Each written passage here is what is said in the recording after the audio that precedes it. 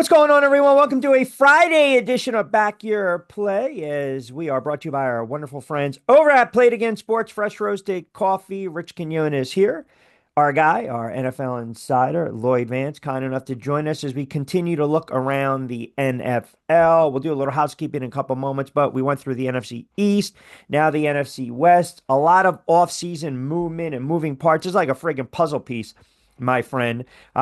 But let's dive into it, and then we'll start to look at these future win totals. Very interesting division, if you will. The Rams and Seattle both finished 10-7. Arizona 8-9. San Francisco banged up 6-11. The Rams defeat the Vikes, and then they ultimately lose to the, I can't believe I'm about to say it, eventually Super Bowl champ Philadelphia Eagles. But I think when you look at this division as a whole, we'll start with the Rams, but the quarterbacking position is in flux, if you will, with one team bringing in a questionable veteran, which we will dive into in a couple moments. But let's start with the Rams, 10-7. We start to talk about the draft needs, Lloyd. But offensively, they lose a couple pieces. I think defensively, they have to figure out what they're going to do with the cornerback position. Where are you right now with this Ram squad? Rams are an interesting team because, like you said, Q, they won the division at 10-7. They tie with Seattle. These teams are very bunched together. Typically, they beat up on each other throughout the season, but the Rams kind of step forward late in the year, and what you're seeing with them is they've kind of retooled. They're a good young team, and but they do have a couple of areas of need that we kind of need to focus on going into the draft. Their offensive line has Yep. been a work in progress for a couple of years. Higbee's getting a little old at the tight end position. They might need a new tight end there. Quarterback, you mentioned that because Matthew Stafford was re-signed after they kind of shopped him around and they give him an extension, bring him back for a couple more years. But he's 36 years old, and you just wonder how much time he has left on his team. So, uh, changes Cooper Cup out the Yep. door. Then you're bringing in Devontae Adams Yep. to see what he has left. And interesting team. Big win, as you said, over Minnesota, 27-9 in the wild card round on the road. A lot of people were like, "Wow, look what they did in terms of being a home underdog." Yep. And then in Philadelphia, they probably gave the Eagles their best game in the playoffs, losing 28-22. So this team, solid group, but Chris Shula, their defensive coordinator, he's got some work to do in terms of that group. They allowed a lot of points. They allowed more points than they scored. They scored 367, allowed 386. So I expect them to kind of fix that defense that hasn't been the same since Aaron Donald. Or if there's one of the offensive linemen out there, pretty deep group at offensive line, they may grab one of those guys. I thought their defense needed to show up when they had to against Minnesota because they were able to get to Darnold and sack him 9 times. And obviously, they had an opportunity to win that game late against the Philadelphia Eagles in just horrible snowy conditions. I tend to agree if you fix the offensive line as well. Now, DraftKings has their win total early at 9.5, and FanDuel's sitting at 9.5 as well, and it's juice at a buck 25. I mean, I again, as it sits right now, we always talk about this division where, teams are very competitive. They're going to bang with each other. I look at this team as ascending if they fixed and cleaned up the defense, and obviously they still have weapons with the quarterback. I know it's so early, but I would actually lean towards the under when it comes to their win total. I look at this team as an 8-9 win team, and we don't even know what the hell the schedule is going to be. We don't even know how the draft's going to play out in a couple of days. But just looking ahead, I would actually hammer the under. Thank you. Because let's not forget they kind of brought in some young talent. They had Yep. Jared Verse, the defensive rookie of the year. Fisk as well came over in the draft last year. McVay doing a nice job. Him and Les Snead, the general manager, kind of getting this group together. I think they can get to 10 wins. I think this team.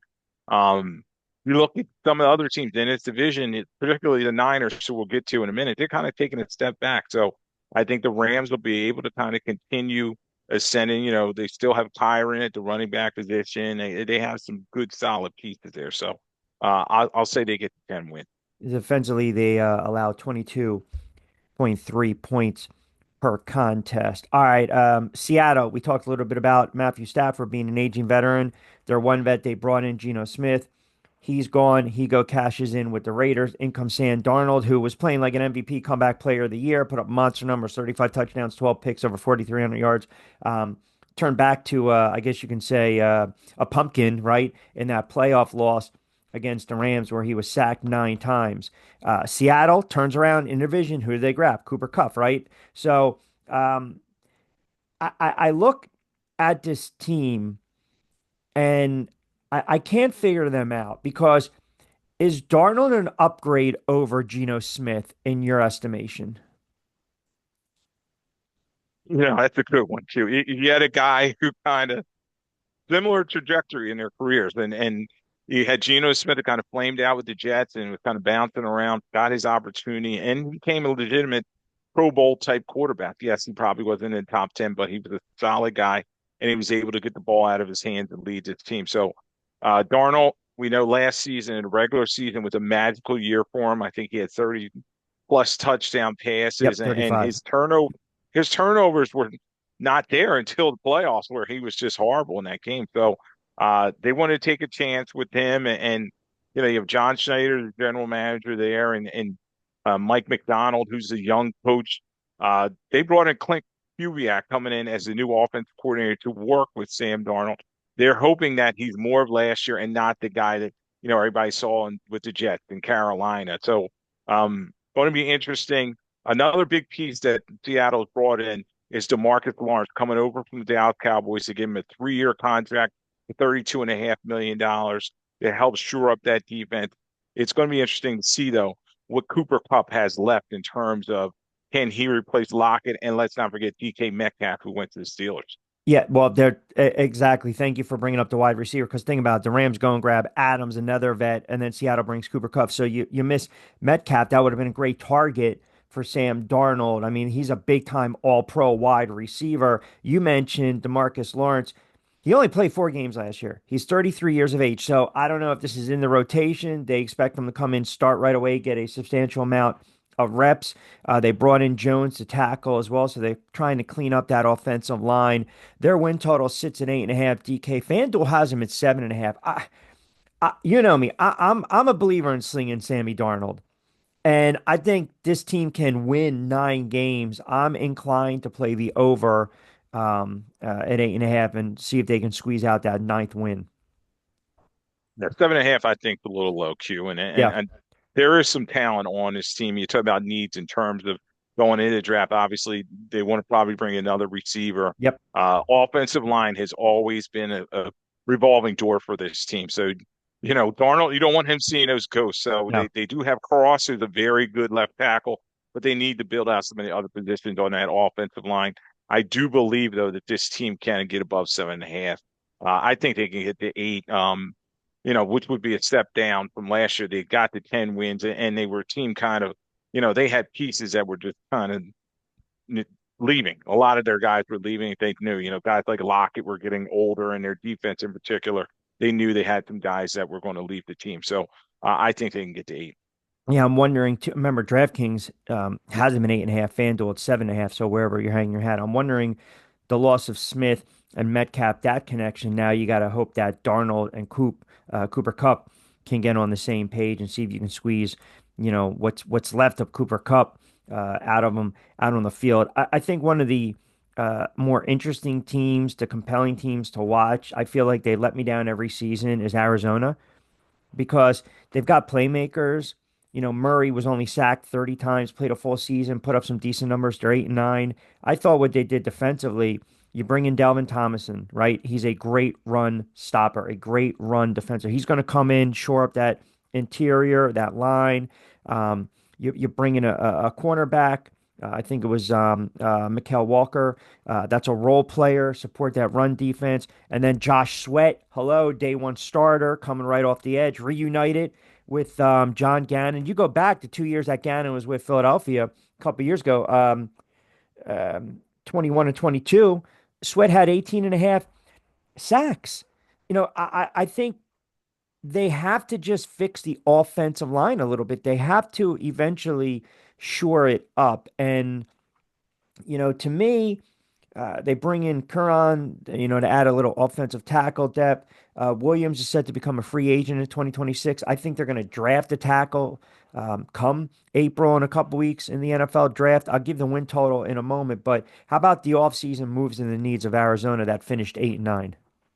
Yeah, Arizona is a very interesting team too because, as you said, they can score. They put up 400 points last year, but defensively they were in too many shootouts. So, Yeah, uh, bringing in Sweat, who had a very good Super Bowl, a guy who was looking for a payday. I think his motor, he's ready to keep play on that fast track out there in Arizona. They also bring Kellis Campbell. He's an older guy, yeah. probably his last stop. This is an opportunity to bring some leadership to this young roster. And then let's face it, Q, this team's only going to go as far, Kyler Murray's going to take them. So Kyler Murray is a spectacular guy running around making plays, but he just got to make the down and down out uh, regular, non-spectacular plays. Move the chains, protect the football, and this team's going to win some games. So uh, I think Gannon's got something here. It's a good young squad, and as we said, in this division, you can go from worst to first, or you know, all these teams are pretty close bunch. So they're 8-9. Hey, they win two more games. This team's a playoff team. Yeah, think about it. They gave up 31 to Buffalo, but I'm sorry, 34, but scored 28. They gave up 42 to Washington. They gave up 34 to Green Bay. They gave up 30 to Seattle, 36 in an overtime loss to Carolina. Then they had a low scoring loss, 13 to 9 against the Rams. They were an 8-9 team. They could have easily won 11 games. You could have made a case 11 or 12 games, 8.5.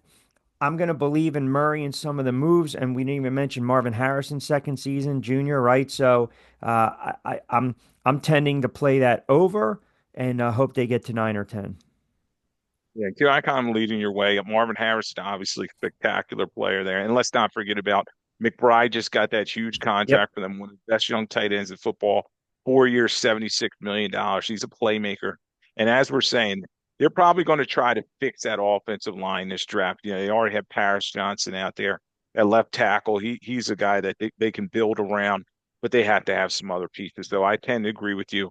They should be able to be 9-10 win mix. And they have one of the most, I think, underrated backs in the NFL as well.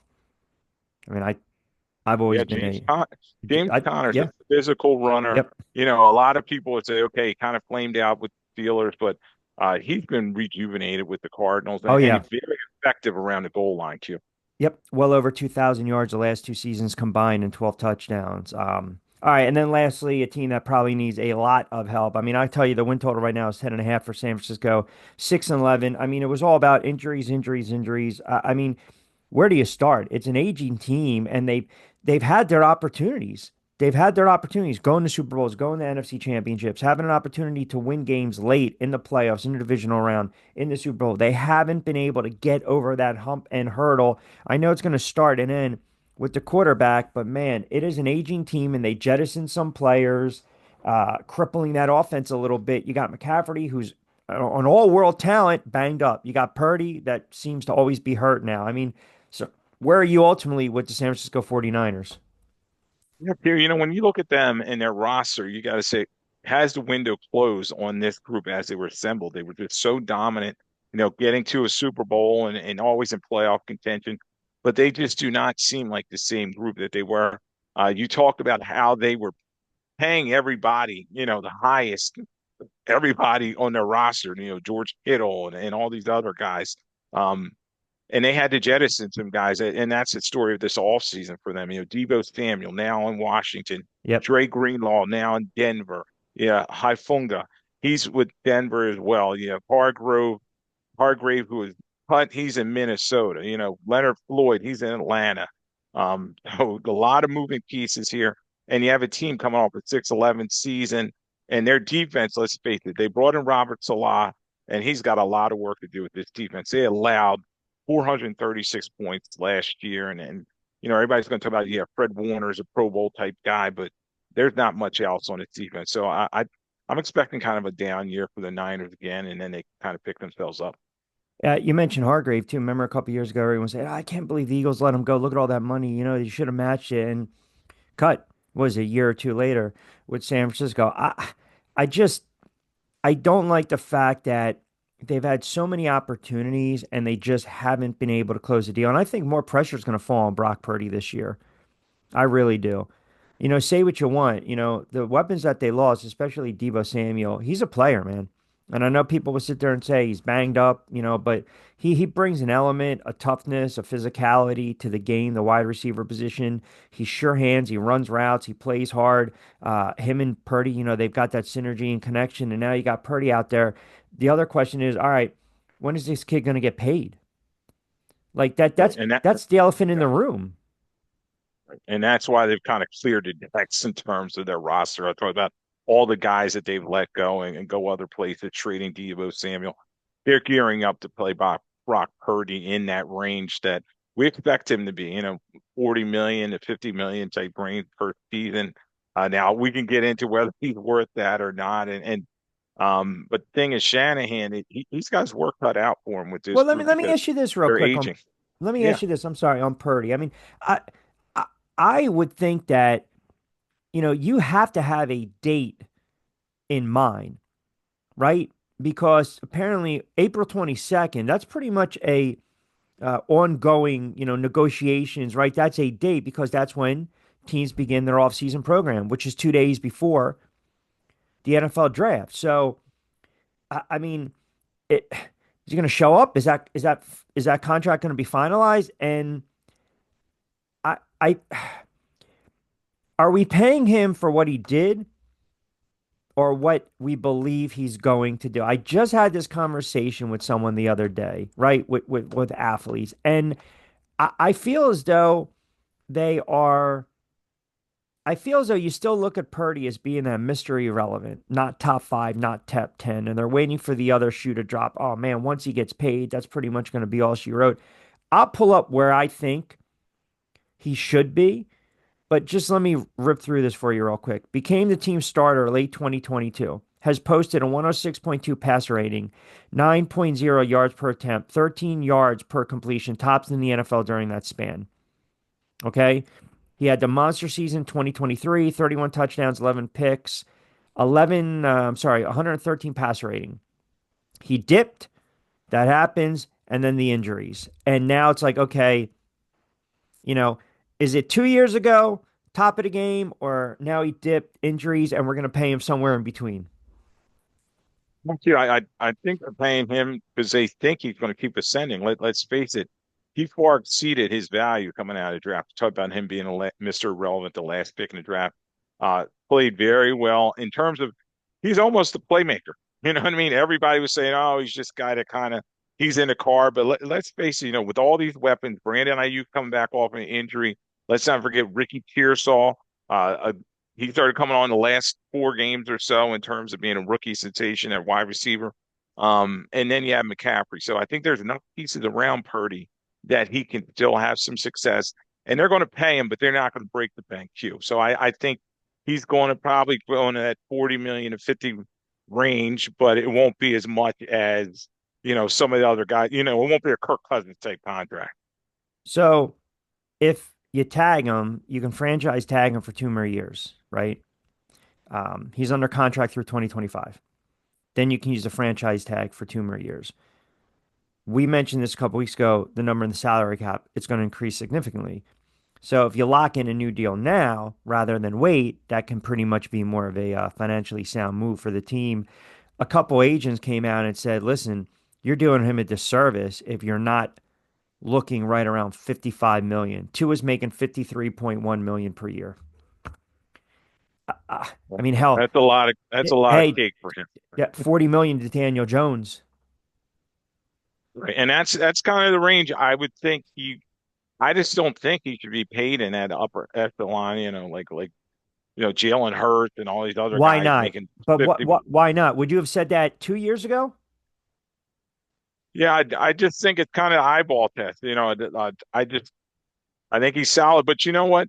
The market's going to dictate what he gets to. So we know these quarterbacks, these contracts are getting out of hand, and all of them are getting paid higher than the other. And I was just talking to some guys that were at the winter meetings a couple minutes weeks ago, and they said the Niners are gearing up and they're going to get this deal done. So this deal's going to get done before training camp.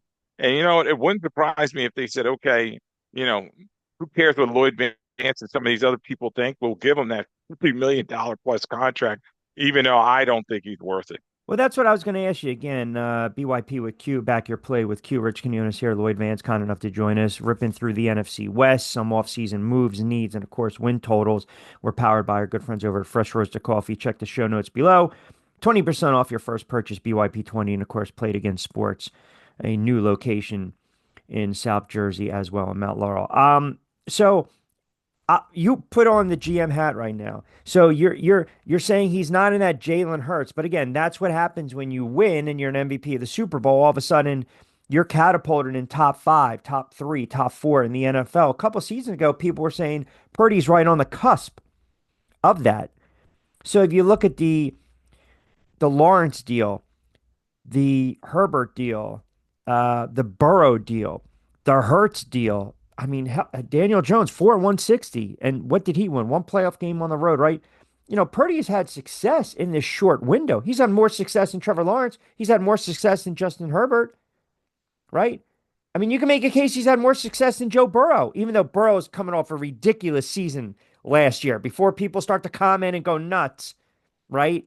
Um, it's just that Purdy was banged up and now you're losing weapons. And I think that is one of the other reasons they're reluctant to throw that type of money at him because you're not going to have the same type of offensive landscape on the field that you've had in years past. So that might show his true limitations and deficiencies.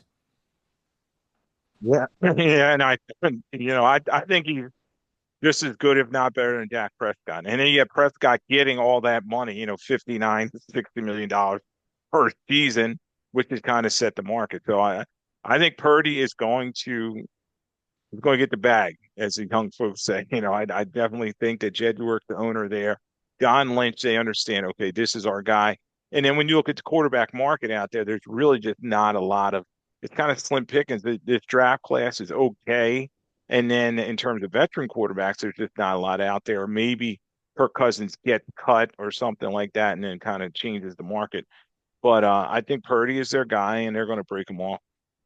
I mean, the Cousins deal is ridiculous in hindsight now with Atlanta. That hasn't panned out. Hence the talk. Well, we were trying to maybe plug him into Cleveland. Cleveland turns around, they sign the old man, Autobahn and Delaware's very own Joe Flacco to a 1 year deal. And think about the logjam they have at the quarterback position, all that money that they gave Deshaun Watson. But just last point on Purdy, just for clarification for the viewing audience. So if if if we go 50, right?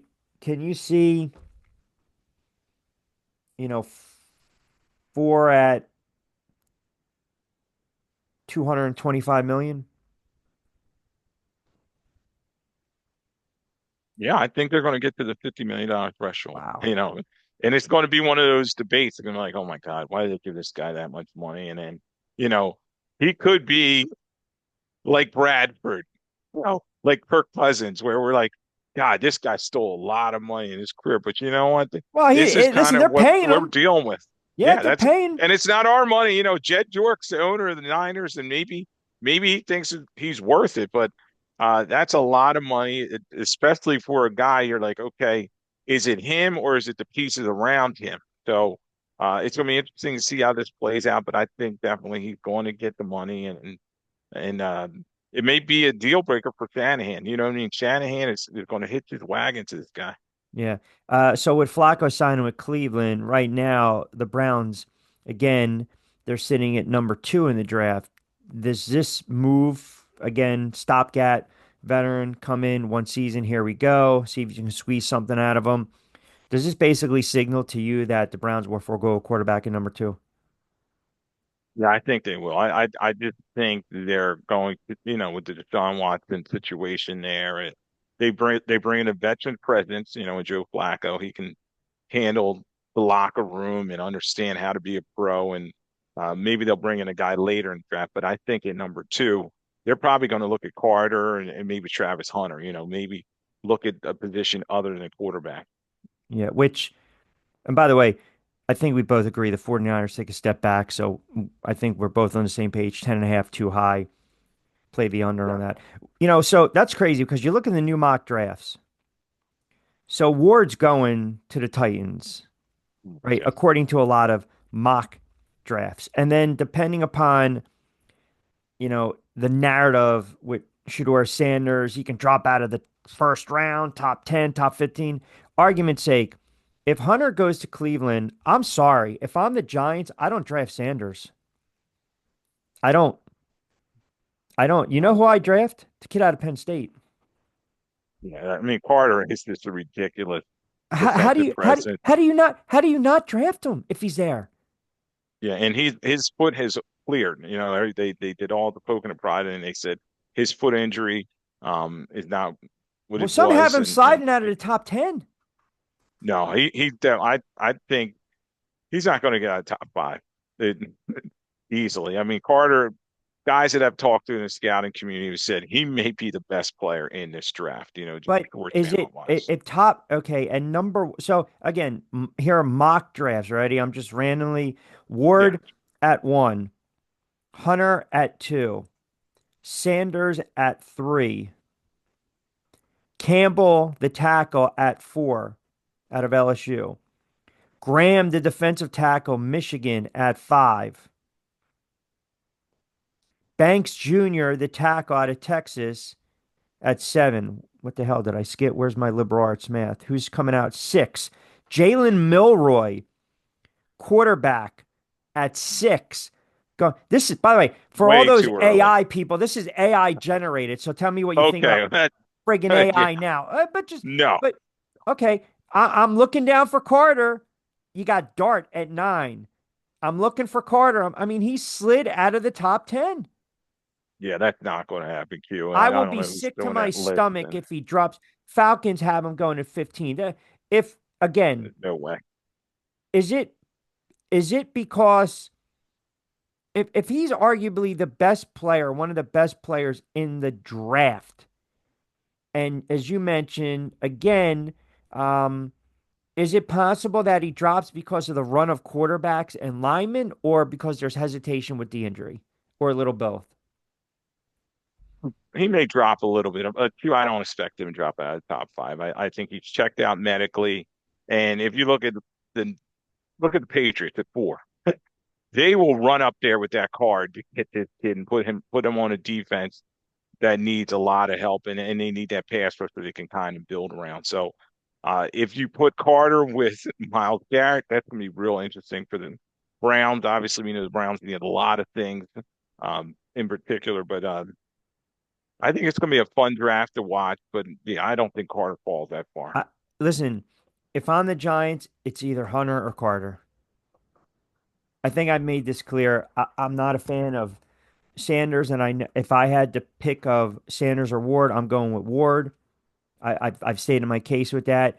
Um, I I hate saying it, man. My gut just tells me that Sanders is going to struggle in the NFL. It's just my gut. I hope I'm wrong. It's nothing personal with the kid at all. It's just my gut, and his size worries me a little bit, to be honest with you. He's tough. And he's not an explosive player like you've seen in, his combine times and everything. He's just not that dual threat guy, and he's a pretty good pocket passer, but he needs to work on some things in terms of his consistency there. I still think he may end up with like the Raiders or something. That may be a good landing spot for him. And then you have Geno Smith for a couple of years, and he can kind of come in there and go from there. But I just kind of like what you're saying. There's trepidation in terms of Shador Sanders' top 5 pick. Uh, you know, one of the highest quarterbacks off the board. This is a low quarterback class, and he's had games where he's inconsistent when you watch this film in college. All right, as we wrap it up, just remind everyone you can follow me on X and IG at RichQ and of course Lloyd at Lloyd Vance, our NFL insider, and we know he will get back up. Lloyd Vance is Insider Football very, very soon. We will go through our mock draft. We'll keep you updated. So a little win total and some needs coming out of the NFC West, and kind of putting a little bow on some of the latest news and notes around the NFL. All right, my friend, I always appreciate you jumping on board. Let's do it again next week, and appreciate everyone keeping us locked in. You can follow us on Buzzsprout. Don't forget Amazon, Spotify Music as well, and also BuzzFeed and iHeart. Appreciate a couple moments, pal. All right, Q, thanks for having me on.